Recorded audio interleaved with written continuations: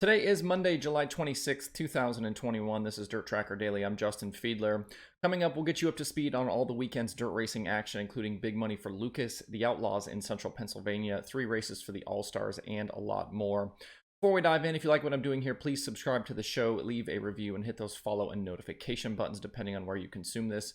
Make sure to follow at DIRTRACKR on Twitter, Instagram, Facebook, and TikTok. And don't forget, DIRTRACKR.com has a bunch more cool dirt racing stuff. Now let's get going. Lucas Oil Late Model Dirt Series closed out the lucrative week at I-80 Speedway in Nebraska with the $53,000 to win Silver Dollar Nationals on Saturday night. I'm not sure late last week that we would have guessed that Chase Youngins and Kyle Bronson would be the ones battling for the win, but that's exactly what we got on Saturday night. In the 80-lap main event, Youngins led the first 47 laps from the outside pole, but fifth starting Bronson was looking for a big payday behind him. The 40B grabbed the lead on lap 48 and drove away to a massive 10.5-second win, with Tim McCready finishing second, Earl Pearson Jr. third, Jimmy Owens fourth, and Chase Youngins slid all the way to fifth. The win was Bronson's first series victory of the year and easily the biggest of his career. It was also the first crown jewel triumph for the driver from Florida. Behind the big win for Bronson, we had a big slip up for Jonathan Davenport in the chase for the championship. He suffered a mechanical failure early in the going and ended up 27th, which lost him big ground in the title fight with McCready. What was a 45-point advantage for T-Mac after Thursday night's show, now 150 points with the issues for Davenport. Certainly not what Superman was looking for on a big money night. Lucas late models go quiet now for a few weeks before they return to action on August 12th at Florence Speedway for the North-South 100 weekend. Another round of the infamous rivalry between the World of Outlaws and the Pennsylvania Posse is in the books with the completion of the weekend's Summer Nationals at Williams Grove. On Friday night, the Posse's losing streak continued with a dominating win from Sheldon Haudenschild. He started on the pole and led all 25 laps en route to his first career victory at the Grove. The victory makes Jack and Sheldon the first father-son duo to win outlaw races at Williams Grove.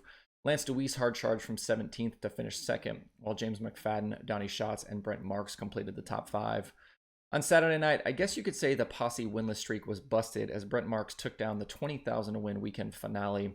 Marks started out the year as a full-time member of the All-Stars, but has since pulled back to a pick-and-choose schedule, and the Posse were definitely going to claim him this weekend. Donnie Schatz led the first 20 laps from second, but Marks was really good behind him. The 19 started 4th, took over the lead on lap 21, held off a late charge from Sheldon, and drove away to the $20,000 win. Sheldon, Schatz, Carson Macedo, and DeWeese rounded out the top 5. Weekend finishes of 8th and 11th weren't terrible for points leader Brad Sweet, but he did give up just a bit of ground to both Macedo and David Gravel in the standings, who finished ahead of him both nights. Headed to Ransomville and Weedsport this weekend, the gap to Macedo is 112, while Gravel is 138 behind. The All-Star Circuit of Champions is into a busy stretch of 7 races in 9 days happening across the Midwest. They started the weekend with 2 shows at Lake Ozark Speedway in Missouri. On Friday night, Cap Henry started on the pole, led some laps early, then dropped back a few spots before he then found the low side. He then rolled some hot bottom back to the lead on lap 18, held off Zeb Wise late, and drove away to his second All-Star win of 2021. Wise finished second. Christopher Bell hard charged from 14th to finish third. Tyler Courtney was 4th, and Gio Scelzi was 5th. In the Saturday night feature at Lake Ozark, Christopher Bell battled early with Cale Thomas, but took over for good on lap 7 and led the rest of the way for his first sprint car win of 2021 and 6th career All-Star victory. He did it behind the wheel of the Swindell Speed Lab 39, which he's been sharing recently with Darren Pittman. Henry, Courtney, Eliason, and Gio Scelzi completed the top 5. On Sunday, the All-Stars headed to a new racetrack for them in Humboldt Speedway in Kansas.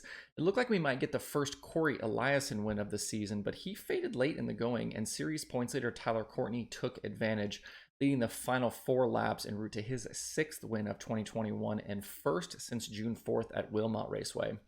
Eliason ended up 2nd, Zeb Wise 3rd, Hunter Schoenberg 4th, and Justin Peck completed the top 5. Eliason is definitely headed back in the right direction, with his average finish over the last 5 races being a series best 3.8.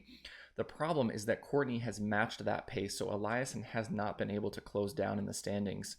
Courtney heads to I-70 on Tuesday with a massive 258-point advantage. The All-Stars have 4 races coming up, so stay tuned for those this week. Indiana Sprint Week for the USAC National Sprint Cars is underway, where we did only get 2 of 3 shows completed over the weekend. The Friday night opener at Gas City was rained out and pushed to tonight. Saturday night show at Kokomo was also affected by rain, but went official after 18 laps were scored in the feature. Kevin Thomas Jr. led the first 8 circuits, but third starting Justin Grant was quickly after him, taking the lead on lap 9 and holding on until the lap 18 caution for rain. Grant picked up the win with Brady Bacon second, KTJ slipping to third, CJ Leary was fourth, and Tanner Thorson completed the top 5. On Sunday at Lawrenceburg, we had a really fun battle for the win between Jake Swanson, Tanner Thorson, and Logan Seavey. Swanson ended up leading the most laps, but he had to settle for second because Seavey slipped past him to lead lap 24 and drove away to the win. Behind Seavey and Swanson, Thorson finished second, Bacon fourth, and Thorson finished third, Bacon fourth, and KTJ was fifth.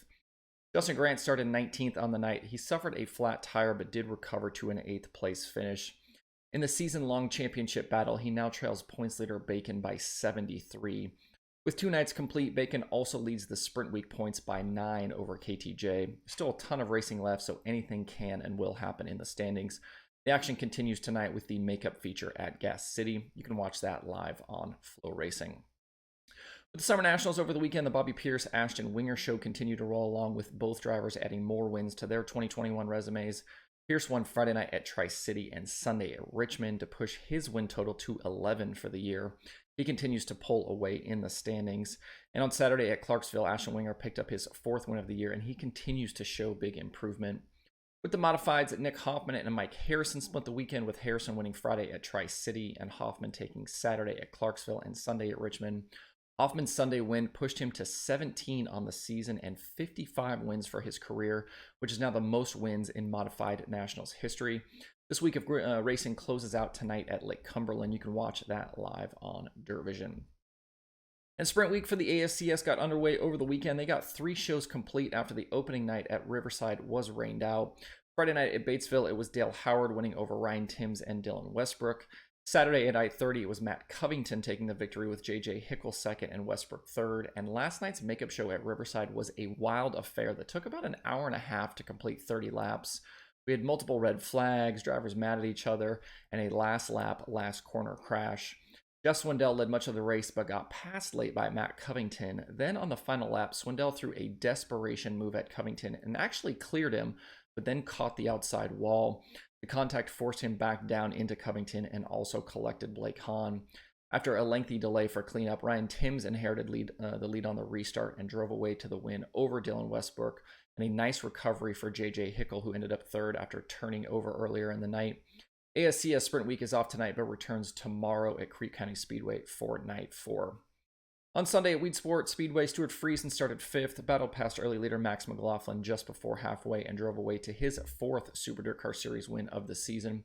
McLaughlin, Tim Sears Jr., Eric Rudolph, and Chris Heil completed the Hall of Fame 100 top 5. The win extended Friesen's points lead over Matt Shepard, who finished outside the top 10 in 12th. Super Dirt Car Series at Big Block Modifieds are back this Thursday, July 29th at the Orange County Fair Speedway. There are 3 shows on the streaming schedule for today, with Flow Racing 24/7 happening over at Flow, along with USAC Sprint Week action at Gas City. Dirt Vision has the Summer Nationals from Lake Cumberland Speedway. To see the full daily streaming schedule with links to watch, visit DIRTRACKR.com/watch tonight. That's it for the show today. Hope you have a good Monday. If you have thoughts about the topics on today's show, please leave them in the comments below or tweet at me.